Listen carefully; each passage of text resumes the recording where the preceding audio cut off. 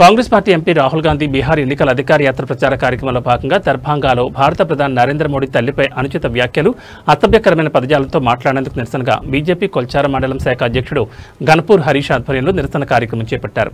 Kolcharam bus stand సమీపంలో మెదక్ హైదరాబాద్ ప్రధాన రహదారిపై రాహుల్ గాంధీ దిష్టిబొమ్మను దహనం చేశారు.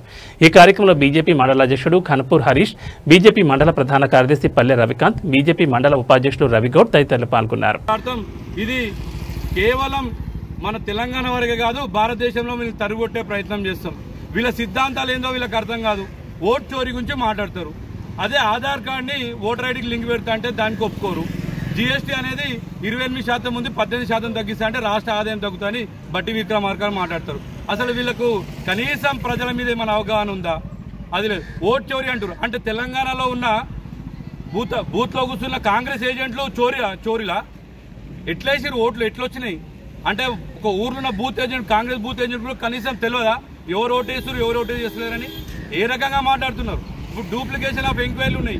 అదే బీహార్లో ఆ ఓటర్లను తీసేస్తే ఏమంటున్నారు అంటే ఈరోజు ఆడ మనకు ఏదో అన్యాయం జరుగుతుందని చెప్తున్నారు. ఎక్కడి నుంచి వచ్చిన బంగ్లాదేశ్ నుంచి వచ్చిన రోహింగ్యాలకు ఓట్లున్నాయి, అదే ఆఫ్ఘనిస్తాన్ వచ్చిన ముస్లింలకు ఓట్లున్నాయి.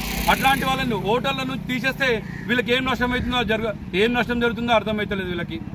అలాగే ఈరోజు భారతదేశంలో జరుగుతున్న బీహార్లో జరుగుతున్న ఓట్ న్యాయయాత్ర అని పెడుతున్నారు. ఓట్ న్యాయయాత్ర అంటే ఏంది? రాహుల్ గాంధీ నీకేమన్నా తెలుసా? కొంచెమని ఆలోచన చేయండి. మీకు ఎప్పుడైతే ఓటర్ ఐడి వచ్చిందో మీకు క్రమక్రమంగా మీ యొక్క ఓట్ల సీట్లు తగ్గుతూనే ఉన్నాయి పార్లమెంట్ స్థానాలలో. ఈరోజు మీ పరిస్థితి ఏంది? 99 సీట్లు కొట్టి ఏదో నేను పెద్దగా ప్రపంచాన్ని వెళ్ళాలని ఫీల్ అవుతున్నాడు. మీకు దమ్ముంటే 3 సార్లకి ఇప్పటికి చేతగాలేదు మీరు కనీసం గెలవనీకే. రేపు తెలంగాణ రాబోయే రోజుల్లో కూడా మీకు కాంగ్రెస్ పార్టీ అధికారంలో ఉండదు. మీరు చేస్తున్న అన్యాయ అక్రమాలు ఈరోజు తెలుస్తుంది. ఈరోజు కొల్చారం మండలంలో ఉన్న యూరియా దగ్గర రైతులు ఎన్ని పడిగాపులు కడుతున్నారు మీకు అర్థమవుతలేదా? మీకు కనీసం మీ బ్లాక్ మార్కెట్లో అమ్ముకున్నారు యూరియాని ఇప్పటివరకు. ఈ గత 10 ఏళ్లలో తెలంగాణలో ఏ రైతు కనీసం ఇబ్బంది పడలేడు. ఈరోజు ఆ చెప్పులు లైన్లో పెట్టే పరిస్థితి వచ్చింది, పాస్బుక్లు లైన్లో పెట్టే పరిస్థితి వచ్చింది. ఇట్లాంటి అన్యాయం చేసిన రాహుల్ గాంధీని కంపల్సరీ తరిమి కొడుతాం. అలాగే వరద ప్రాంతాలకు ఈరోజు కామారెడ్డి కానీ మన ఉమ్మడి మెదక్ జిల్లా కానీ ఏం న్యాయం చేశారు? మీ హెలికాప్టర్లు ఏమో మీ రాహుల్ గాంధీ మరి తిరగాల, ఇక్కడ ఉన్న తెలంగాణ ప్రజలేమో నీళ్ళలో కొట్టుకొని దాచుకోవాలి. కనీసం మీకు కామన్ సెన్స్ లేదు మీ కాంగ్రెస్ పార్టీ నాయకులకు.